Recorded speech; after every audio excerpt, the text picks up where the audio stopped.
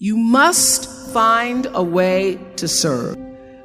Martin Luther King said that not everybody can be famous, but everybody can be great because greatness is determined by service. Now, we live in a world where everybody wants to be famous and where we admire people for just being famous. We think being known brings us value. The truth is, all of that will fade in time. The real truth is that service and significance, service and the significance that you bring to your service is that which is lasting. So to be able to, whatever your occupation or job or talent or gift is, our honorees today getting doctorate degrees, to apparently opposite fields, HIV and AIDS and the spoken word. But what they have in common is service, using the spoken word in service to community and the world, using your knowledge and information about HIV and AIDS and medicine in service to the world. And if you look at all the most successful people in the world, whether they know it or not, they have that paradigm of service. Everybody's talking about Mark Zuckerberg and IPO. Service. Jay-Z rapping. Service. Through the word, to people, through song. For many years, I was really just happy to be on TV, and people would stop and say, "Oh, you on TV?" "Yeah, I'm on TV. I like being on TV. It's a nice job." And it was about the time that I received my honorary doctorate from Spelman around 1993. So I don't know if that had something to do with it. I thought of myself as Dr. Winfrey.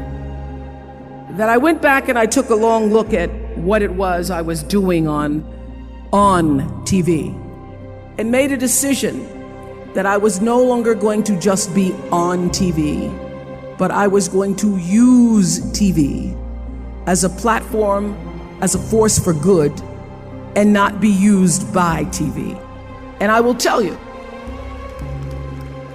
my decision to make that significant change in the way I operated on television, using television as a service, changed my career exponentially. Service through medicine, service through art, using whatever it is you produce, your product, as a way of giving back to the world. When you shift the paradigm of whatever it is you choose to do to service, and you bring significance to that, success will, I promise you, follow you. Service and significance equals success. Loving yourself is the most powerful thing we can do. Then everything flows. Everything flows beautifully. And I'm not talking about vanity or arrogance, because that is not love. That's always fear. I'm talking about just really respecting and appreciating this incredible, magnificent being that we are. How to love yourself is to stop all criticism. Just stop it, now and forevermore. And make a vow to yourself that you're going to do your very best from now on to stop criticizing, number one, you, and then other people. It'll be a lot easier to stop criticizing other people when you stop criticizing yourself. Now, number two on that list is stop scaring yourself. And here we go into fear. How often do you terrorize yourself with your own thoughts?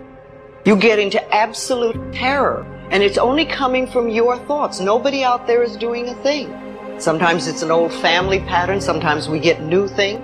How many people here are absolutely in terror of earthquakes? And how often do you do that to yourself? You know, we find so many ways to scare ourselves. I would like people, when you have time, to make a list of your fears. Make a list of your fears. And then give yourself the opportunity to turn each fear into a positive affirmation. Turn each one into something positive. And remember, always you are in charge. You are always in charge. See, one idle thought doesn't make a whole lot of difference. It's like but thoughts are like drops of water. You drop a drop of water on the table here, and it doesn't mean much. But if you keep dropping and keep dropping and keep dropping, you get, the table becomes a wash, and then you get a puddle on the floor, and then you can get a little pond and a lake, and finally you can create an ocean. And with our own thoughts, we can drown in a sea of negativity, or we can float on the ocean of life. And it's up to us. The thoughts we think accumulate. And what sort of puddles are you standing in? Or are you up to here? Or are you up to here and trying to paddle? You know, what are you doing to yourself? When we're willing to change our thinking, we can change our experiences. And it doesn't matter if you've got a big puddle of negative thoughts. You know, you can move over here and create a puddle of mindfulness, positive thoughts. You can make changes, always. So you want to turn those fear thoughts into positive affirmations. Let them work for you.